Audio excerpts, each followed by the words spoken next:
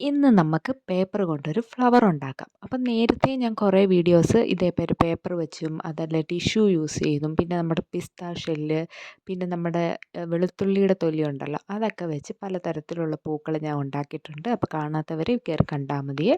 എല്ലാം സിമ്പിളായിട്ടുള്ള പാറ്റേൺ ആണ്. അപ്പോൾ എല്ലാവരും ട്രൈ ചെയ്ത് നോക്കണം. ചെയ്യാൻ എളുപ്പമാണ്. എല്ലാം ഡീറ്റെയിൽ ആയിട്ട് പറയുന്നുണ്ട്.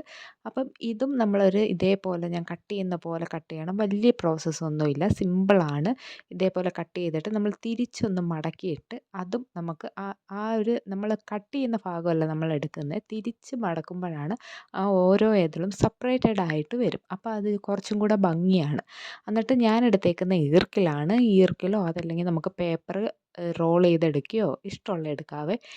എന്നിട്ട് നമുക്ക് ഇതേപോലെ ചുറ്റി കൊടുക്കാം. ഡബിൾ ടേപ്പ് ഉള്ളവരാണെങ്കിൽ ഡബിൾ ടേപ്പ് യൂസ് ചെയ്യാം. കൊച്ചു കുട്ടികളൊക്കെ ആണെങ്കിൽ ഗ്ലൂ ഗണ്ണ് യൂസ് ചെയ്യുമ്പോൾ ശ്രദ്ധിക്കണം. കാരണം നല്ല പേപ്പർ ആയതുകൊണ്ട് വലിയ കട്ടിയില്ലാത്തത് കൊണ്ട് തന്നെ നമ്മുടെ കൈ തന്നെ ചൂടെടുക്കും.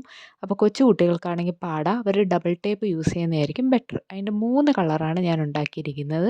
നിങ്ങൾക്ക് ഏത് കളറാണ് ഇഷ്ടപ്പെട്ടതെന്നുള്ളത് കമൻ്റായിട്ട് പറയണേ. അതിനുശേഷം അതിനൊരു ഇലയുടെ ആ ഒരു എഫക്റ്റ് കൊടുക്കാൻ വേണ്ടി അതേ രീതിയിൽ നമ്മളൊരു ഗ്രീൻ കളർ കട്ട് ചെയ്ത് അതിൻ്റെ താഴോട്ട് കൊടുത്തപ്പോഴത്തേക്ക് ഇതേപോലെ സെറ്റായി കിട്ടി. അപ്പോൾ ഈ ഒരു ഫ്ലവർ വേസ് ഞാൻ ഉണ്ടാക്കിയതാണ്. അതിൻ്റെ വീഡിയോ ഞാൻ നേരത്തെ ഇട്ടിട്ടുണ്ട്. അപ്പോൾ ഇഷ്ടപ്പെട്ട് കഴിഞ്ഞാൽ ലൈക്ക് ചെയ്യാനും സബ്സ്ക്രൈബ് ചെയ്യാനും മറക്കല്ലേ.